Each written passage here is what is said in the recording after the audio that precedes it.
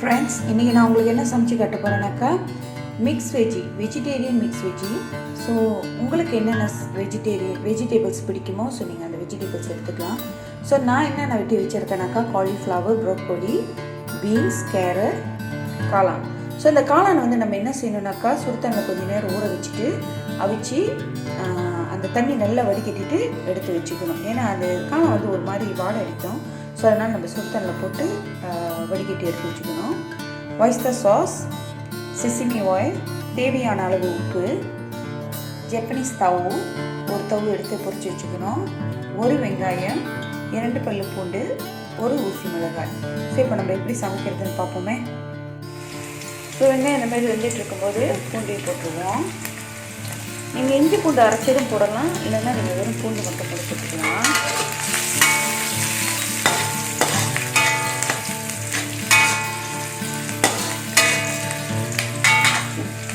வெட்டி வைத்திருந்த ஊசி மிளகாய்,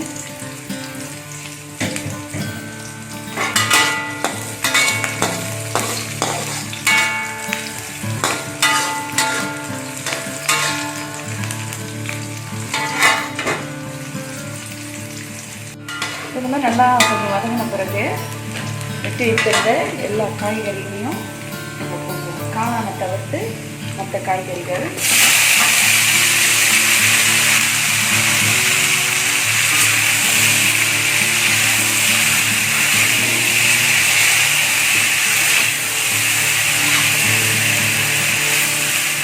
காய்கறிகள்லாம் போட்டு கொஞ்ச நேரம் நம்ம வேக விடுவோம்.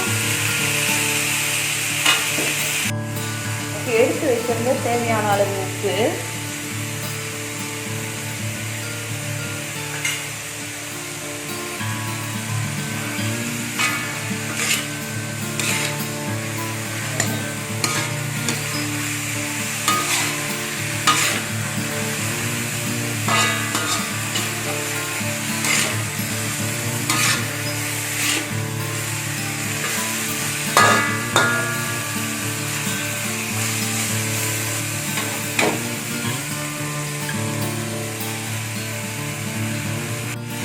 ஸோ இந்த மாதிரி வந்துட்டு இருக்கும்போதே நீங்கள் என்ன பண்ணிடலாம், அந்த செசமி ஆயிலில் நீங்கள் ஊற்றிடலாம். செசமி ஆயிலில் ஊற்றி நல்லா கிண்டி விடுங்க.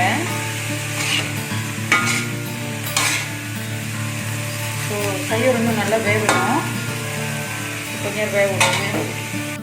ஸோ இது பாதி வெந்துருச்சு. ஸோ வெந்ததுக்கப்புறம் நீங்கள் என்ன பண்ணுங்கள், அந்த காளானை போட்டுருங்க. ஏன்னா காளான் முதலே சுத்தாங்க வெந்துட்டனால ஸோ ரொம்ப நேரம் வேக வைக்கணும்னா நீங்கள் கடைசியாக காளானை போட்டுருங்க. இது பார்த்தீங்கன்னா அவ்வளோ எண்ணெய் இருக்காது, எண்ணெய் குறவாக தான் இருக்கும் அந்த மிக்ஸ் வெஜ்ஜில். நான் எண்ணெய் ரொம்ப காய்க்கல.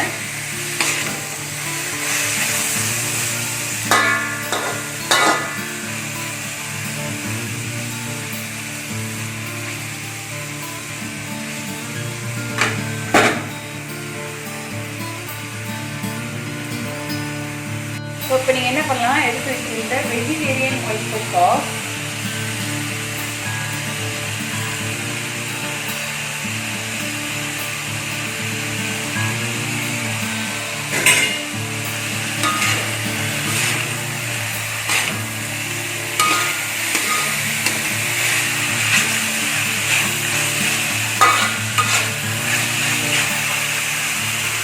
கடைசியாக பொரித்து வைத்திருந்த ஜப்பனீஸ் தவு.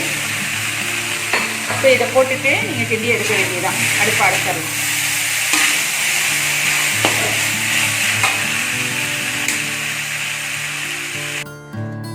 ஓகே, இப்போ பார்த்தீங்கன்னா வெஜிடேரியன் மிக்ஸ் வெஜ்ஜி ரெடி ஆச்சு.